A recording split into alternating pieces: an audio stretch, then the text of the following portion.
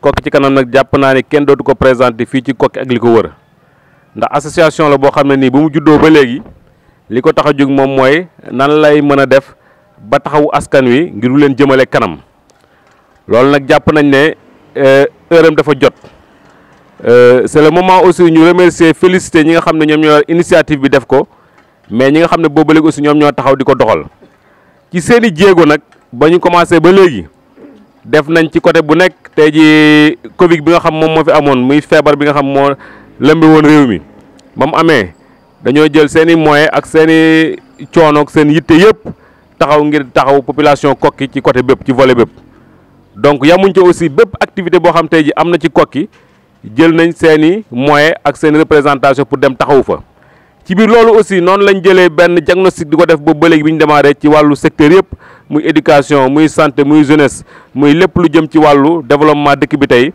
xool nañ ko càmbar ko waxtaanee ko pour xool yan jafe-jafe la am ak ñoom nan lañ ci mën a taxawee ak lan lañ mën a indee seen contribution donc ci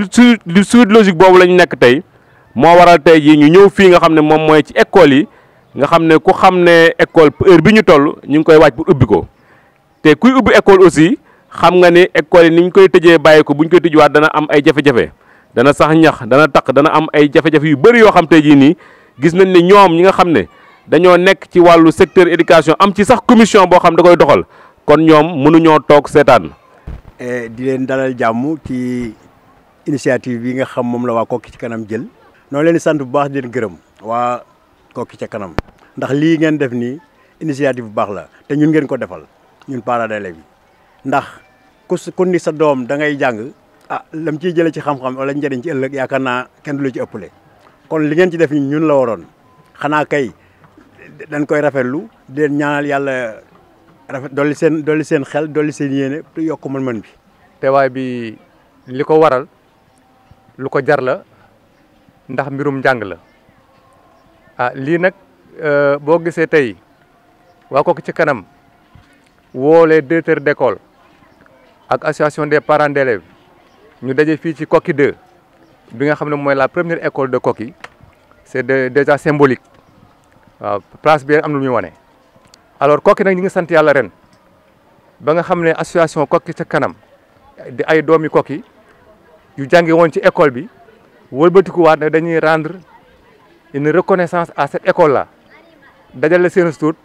ne dañ koy ñëw jàppale ci école bi pour ñu mën a réaliser loolu ñuy wax ubbi tey jàng tey ba tax na ñu ne les directeurs d'école nañ def seeni doléance ñu jéem a xool école yi lan lañ ci mën a intervenir ñoom ba nga xam ne ubbi tey jàng tey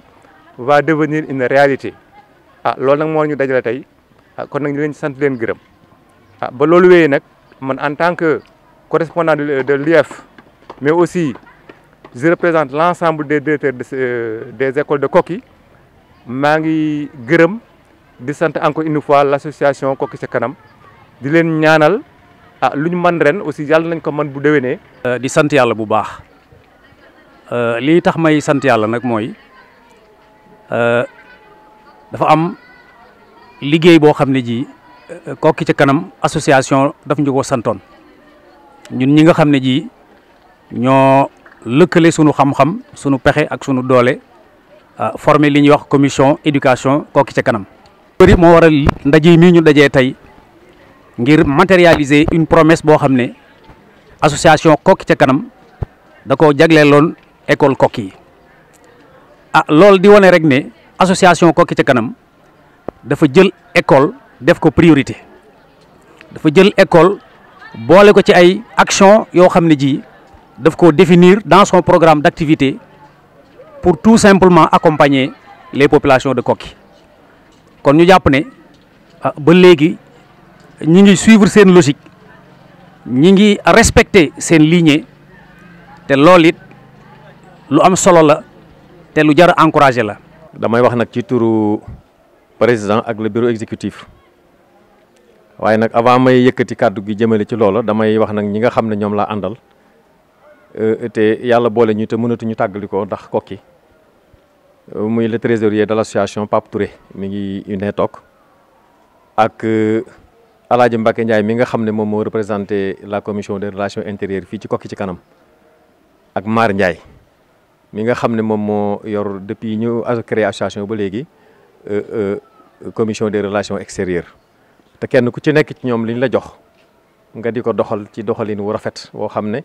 ñun association Koki ci kanam le bureau exécutif reconnaître nañ ko te nangul nañ leen ko it ñu leen di sant au passage di leen gërëm di sant bu baax it nag commission éducation bi nga xam ne moom la amee jiite mook ñi mu bokkal di liggéey ndax seen liggéey bu rafet moo waral suñu ndaje mi tey ndax Koki ci kanam xëy na dañ ko créer muy dox waaye yàgg nañu wax ne Koki ci kanam ci biir Koki amul pouvoir de décision day accompagner rek toutes les instances yi nekk Koki yoo xam ne dañu fas yéene liggéey pour le développement de ci localité bi te loolu ñun ñi nga xam ne ñoo nekk ci biir Koki ci kanam dañuy taxaw laxasaayu ndax dëkk bi comme ñun ñoo ko moom te ñoo ko bokk mënuñu ko séddoo bu nu sañoon lépp loo xam ne doomu dëkk bi dana ko yëkkati rek dana fekk ñun suñu loxo ci biir loolu moo waral bi ñu joxee commission éducation ñu def seen liggéey ba noppi moom daf ñu dutal baaraam fi nga xam ne tey war nañ fa mën a jublu parce que yamul ci jox ñu statistique bu école yi wax ñu li nga xam ne tey école yi danañ ko soxla wax ñu li nga xam ne tey mooy maal ci biir école yi mais daf ñu wax aussi foo xam ne bu ñu fa tegee suñu baaraam yaakaar naa ne Koki ci kanam dana gën a fees liggéeyam dana gën a feeñ ci école yooyu moo waraloon ñu waxtaan suñu biir ne suivant politique bi nga xam ne moom la président wax ñuy def ibbi tey jàng tey pour mu mën a am dafa am des conditions préalables na école yi set nañ ko bay ba mu set na classe yi set lépp mucc ayib ba nga xam ne élèves yi bu ñëwee danañ fekk toutes les conditions requises sur place pour ñu mën a tàmbali jàng tey loolu aussi ñun ñu xalaat ko yàlla def xëy na peut-être nous n'avons pas tous les moyens parce que nous ne prétendons pas régler tous les problèmes de toutes les écoles mais quand même dana am loo xam ne danañ ko def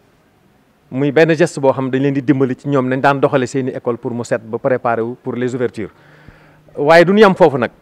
dañuy profité waale ci occasion bi lancer waale un appel à tous les fils de Koki parce que nag doomu Koki bu nekk war nga mën a dugal sa loxo ci école Koki ndax école Koki